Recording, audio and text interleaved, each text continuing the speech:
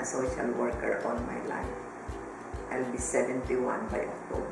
I graduated, of course, I'm very proud to tell you that I graduated from the University of the Philippines with my bachelor's degree and my master's degree in social.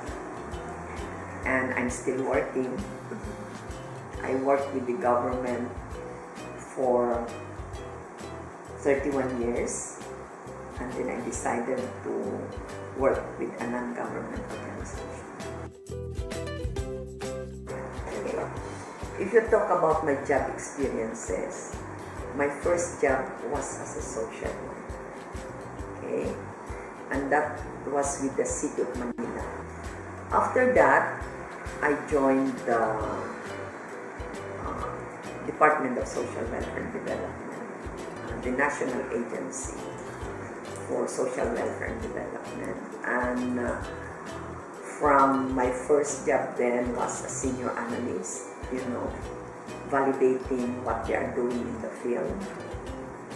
Then I went up to Social Welfare Project Supervisor, developing services that would meet the different needs of our clients, until I was promoted as a Bureau Director of the Bureau of Family and Community Welfare and Social Protection. And I resigned from the government as a Bureau Director, and now I'm the Executive Director of Kaisahang Foundation. I've worked with KBF since 1999, so that means this year, 14 na. As an executive director? Yes. I came in as an executive director kasi nga bureau director ako sa Department of Social Welfare and Development. So when they asked me to join NGO, I really believe in the vision, mission, goals of Kaisahang Foundation. The vision is every child belongs to a family, a loving and caring family. And therefore, if that's your vision, our services would have to be focused on preserving the family. Ang daming challenges in sa family, poverty, husband-wife relationship, all these things. So you have to provide services to preserve the family in order those children will have a family. Otherwise, if there are things that you cannot stop anymore, the children may need to be, separated from them, or even abandoned by them, or even surrendered. Then we do adoption. And we always ensure that the child will have the best adoptive family, domestically or internationally. So when I decided to come here, I was really thinking of that vision, to really preserve the family as a whole.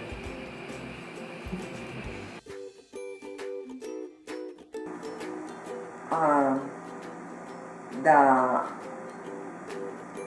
main word in leadership is lead. So you have to lead and to meet the goal, the vision, the mission of your agency. So leadership means leading the employees, all employees, to be able to achieve the vision, mission, goals of the agency.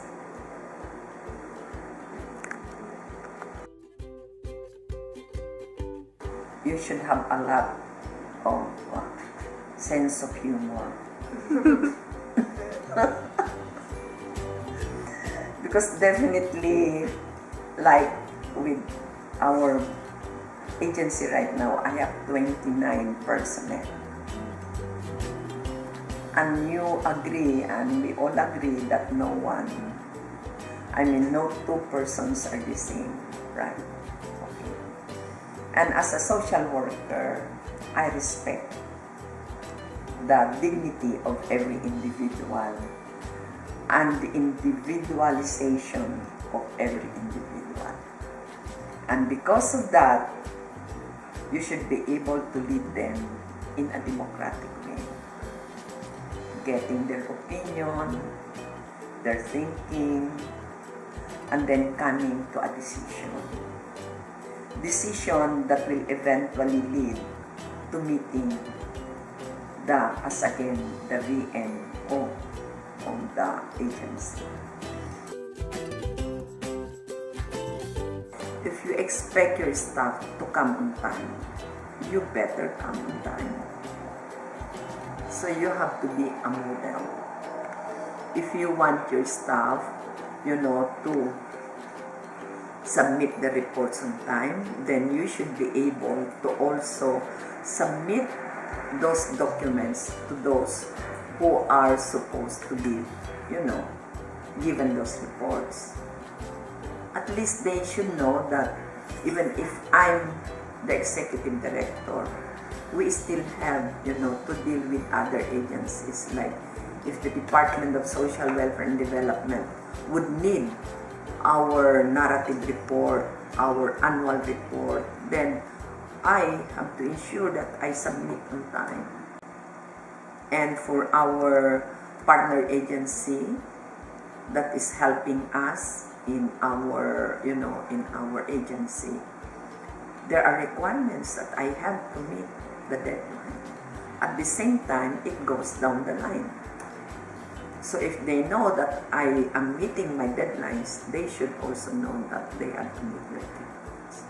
Otherwise, it will affect the entire operation. But again, as I said, they should have the feeling that everybody has, everybody is a part for the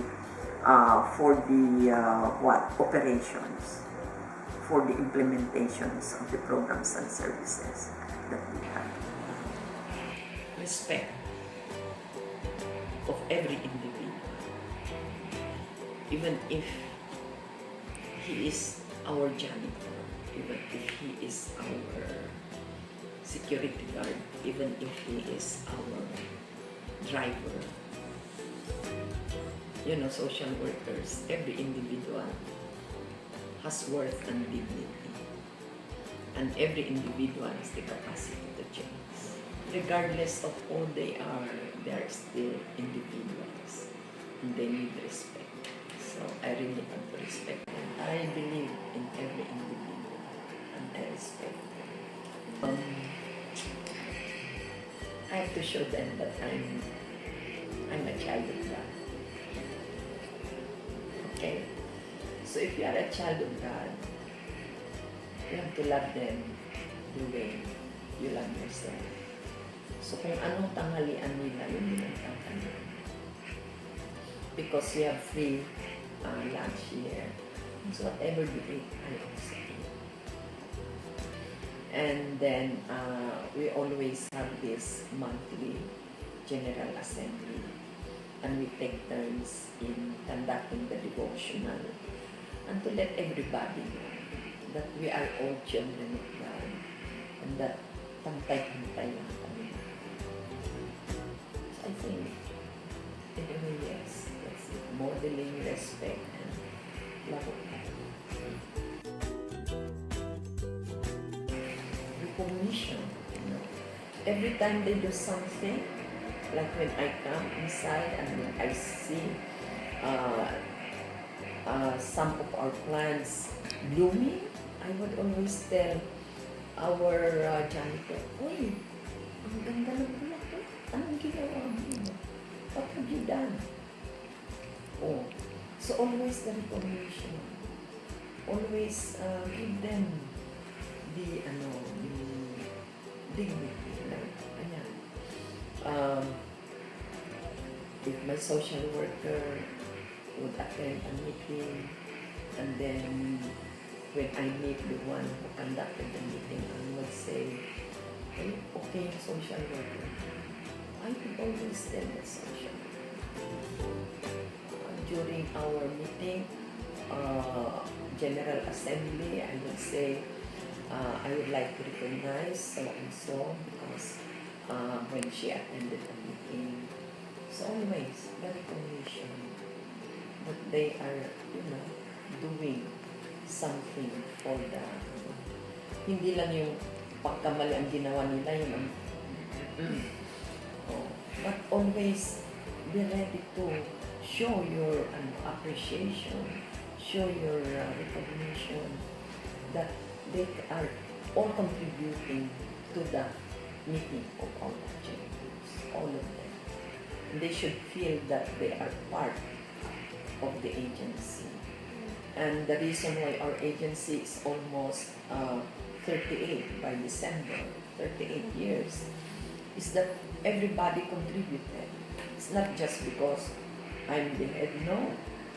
What if we have guests? We have adopted parents coming from abroad, and then our security guard will not, receive them properly. It could even, put a bad name to our agency, and it will eventually affect the children that are supposed to be adopted, and they need families. So, yung maliit na bagay, eventually it will go back to the main objective, vision, mission, goals of our agency. So, palagi yan. Always tell them what they are doing. Now, if they are doing something not right, call them. Nakita ko yung ginawa mo ganito. Ano yung dapat? Ano sa tingin mo? Ano dapat mong gawin? Ay, ask. Hindi yung wala kang ulo, wala kang utak. That will not solve the problem. They will be defensive o wala pang nag-defensive na yun. Away na. Yeah. So, as an administrator or as a head of the agency, even if you have that authority, you should always be able to really, know what is the right time, the right thing to say, the right word, and to be able to control yourself. Because, as I said, even if you will win, your points will win, but you will be affecting your relationships with other people. And social work is, again, social relationship. Otherwise, you'll not be able to help a client if your client cannot respect you or even, believe that you will be able to keep the data and the facts from what you are going to do. So, hindi mo siya matutulungan because he will not give you the information you need to be able to come up with your right assessment, evaluation, and the right intervention. So, it's always, the respect for the person. So, timpe, be very concerned about what you do as a person.